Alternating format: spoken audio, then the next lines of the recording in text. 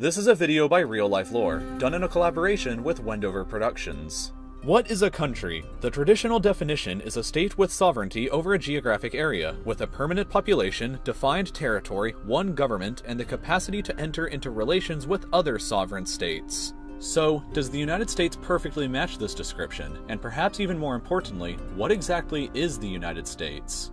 When you say the words United States of America, you sort of assume that the country is in America, but that's not really the case. America means the continents of North and South America, but only 99.5% of the United States of America is actually located here, and 1.6% of all Americans live outside of America.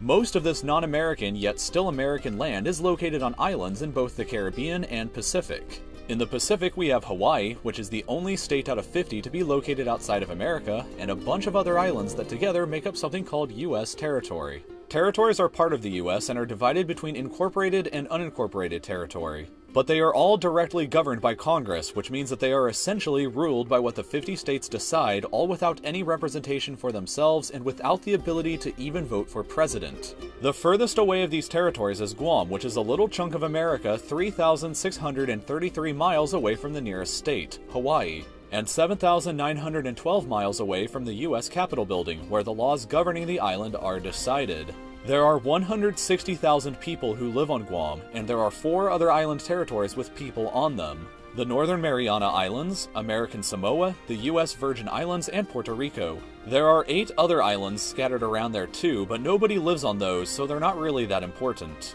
The U.S. Constitution only partially applies in all of these territories, which is getting more and more awkward all the time in a place like Puerto Rico, which has a higher population than these 21 actual states. Puerto Rico may very well someday in the future actually become the 51st state, but a place that likely won't anytime soon is this tiny island in the middle of nowhere in the Pacific. This is Palmyra Atoll, home of nobody but the only incorporated territory of the United States, meaning that the U.S. Constitution fully applies here, and anybody born here for whatever reason automatically becomes a U.S. citizen. Weirdly, the person who is given the right to administer this island is the U.S. president, which I'm sure is probably very high on the list of presidential things to be doing. The president also has to worry about some U.S. land that is contested with other countries, like these 2 uninhabited islands covered in bird poop that are claimed by Colombia, or these islands off the coast of Maine that are claimed by both the US and Canada, which strangely means that if you were to give birth on either of them, your child would automatically gain both American and Canadian citizenship. And perhaps most controversially of all, this piece of land in Cuba called Guantanamo Bay. It's actually not a small space. Guantanamo Bay is larger than 5 UN-recognized sovereign states, and is about the same size as the island of Jersey between England and France. Cuba has laid claim to the territory ever since 1959, but the United States has so far decided to keep it instead. Now that's all of America that isn't actually located in America, but what about the other 99.5% of the country that we've been neglecting so far?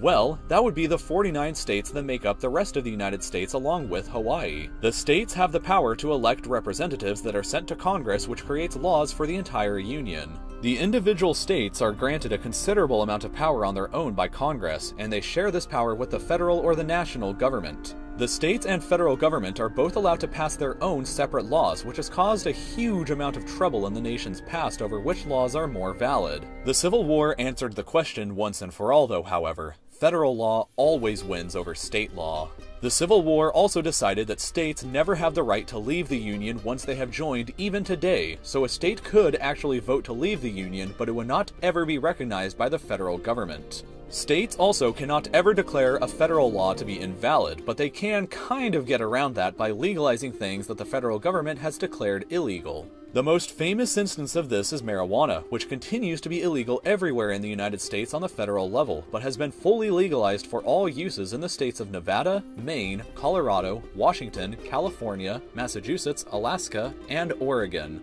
Since federal law always wins over state law, the federal government could, in theory, at any time enter any of these states with federal law enforcement and arrest the hundreds of thousands of people participating in legal state laws but illegal federal laws. The only reason why they haven't yet is just because they've decided that it isn't worth their time. But if states can ignore federal law or even legalize things that are technically illegal, then what does that say about our definition of a country, particularly the sovereignty part?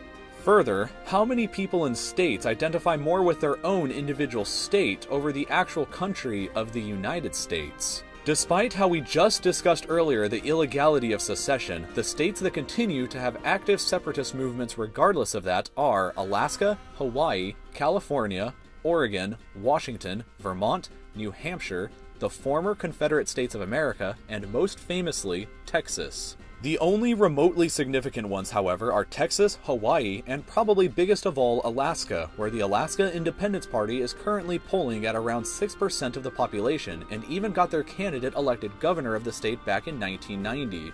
And finally, there is one more significant way that you can challenge the definition of a country in regards to the United States, the defined territory part that we went over in the beginning.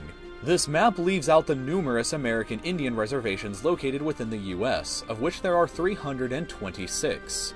Many of them are very small, but 12 reservations are actually larger than the state of Rhode Island, and the biggest one, the Navajo Nation Reservation, is about the same size as West Virginia, or Latvia for the Europeans watching this video, and has a population of nearly 200,000 people. Together, these reservations have a population of over 1 million people and take up a space the size of Idaho, or a little larger than Belarus. These reservations are granted something called tribal sovereignty, which gives them the rights to govern themselves within the territory of the United States. The federal government recognizes these reservations sort of like independent countries, calling them officially domestic dependent nations. They have jurisdiction over their own land and can pass laws separate or even in violation of both state and federal laws, which is why the largest casino in the world is located on one of these reservations in Oklahoma, despite the fact that gambling is illegal in Oklahoma. You can gamble anywhere on the territory of the reservation, but as soon as you step off back into state territory, it suddenly becomes instantly illegal again. Reservations sometimes even have their own courts, their own police forces, elect their own president, and even lead foreign delegations abroad as representatives not of the United States, but of the reservation. Therefore, you could actually really draw the United States to look like this if you take out all of the American Indian reservations, which are extremely independent anyway. But all of the remaining states can have their own unique laws and even disregard some federal laws that are passed by Congress. So the only territory that is 100% governed by the federal government is the city of Washington, D.C., which isn't a part of any state, and the islands that make up the U.S. territories. So that really begs the question again, what exactly is the United States, and is the United States actually a country? So the European Union is actually a lot like the United States.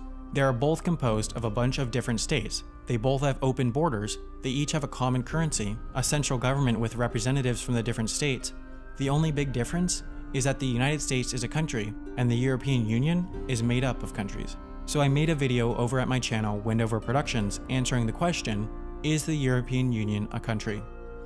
Okay, so go ahead and check out Wendover Productions' video next. If you enjoyed this video about the United States, then you'll certainly enjoy his video about the European Union. I hope that you'll subscribe to my channel by clicking here. You can visit my Patreon and receive cool rewards like voting on future video topics by clicking over here. And as always, thank you so much for watching.